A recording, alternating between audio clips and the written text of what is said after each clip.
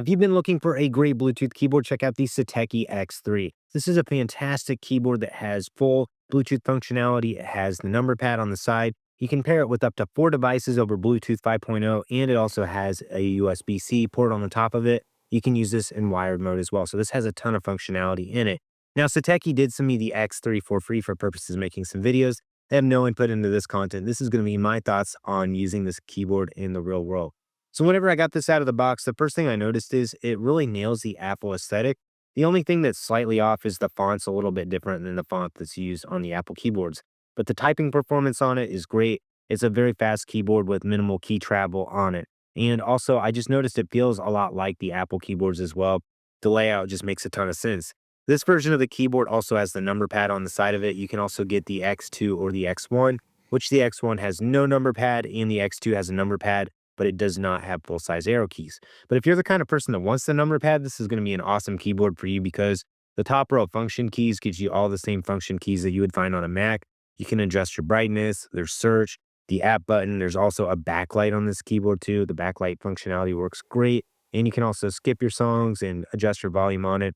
Then in the top right, you have your Bluetooth connection buttons on it. And if you want to put it in pairing mode, just press and hold the buttons. That's going to activate it. Then on the top of it, there's also an eject button, which is useful if you still have a CD player. If you press the function button and then hold down that eject button, it'll activate the USB mode on it. So I checked out the USB mode using it plugged directly into my MacBook. I also used the USB and plugged it straight into my iPad, and it worked great on that as well. So it's really cool that you have the ability to use it either wirelessly or hardwired as well. So that gives you a ton of versatility with this keyboard. I did find the angle of this keyboard to be a little shallow for my preferences. I prefer to have the back raised a little bit. It does have some rubber feet in the box as well that you can put on the back of it. Unfortunately, once you put those on, they are going to be stuck to it. So you're going to have to choose if you want to use those or not. As far as the typing performance, I found this keyboard to be very fast. The keys have a nice matte finish to them, and the keys just have very minimal travel. Here's a quick sound test of the X3.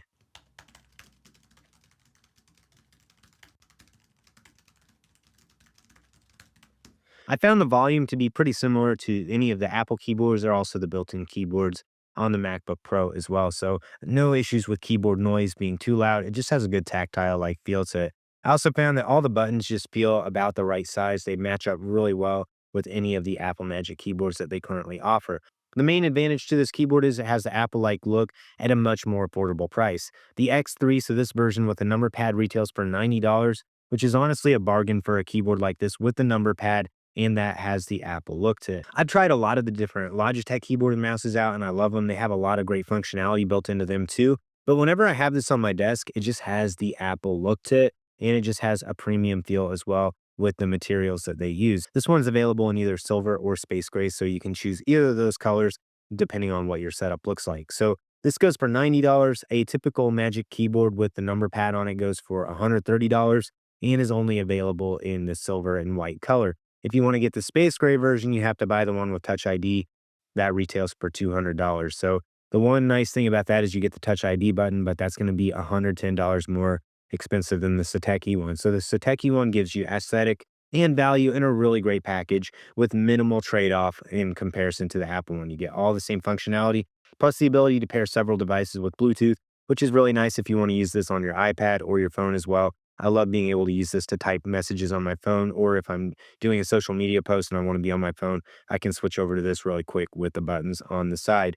As far as the Bluetooth performance, this works great. It does take just a second longer than some of the other keyboards I've used to actually wake up. It's not quite instantaneous, but still very fast, and I had no issues pairing with my computer every single time. So overall, I highly recommend the Satechi X3 if you're looking for a great sleek keyboard with the Apple appearance, USB-C charging on the top of it as well. It's just a great option for anyone looking for a keyboard for their MacBook, Mac Mini, or any other Mac computer that doesn't include a keyboard. If you like the look and sound of this keyboard, then also check out the X1 if you don't want the number pad, or get the X2 if you don't want the full-size arrow keys on it. If you're interested in buying this keyboard or any other Satechi products we talked about in this video, I do have links to buy in the description below. Leave a comment down below if you have any questions, like and subscribe to the channel so you don't miss out on any upcoming content.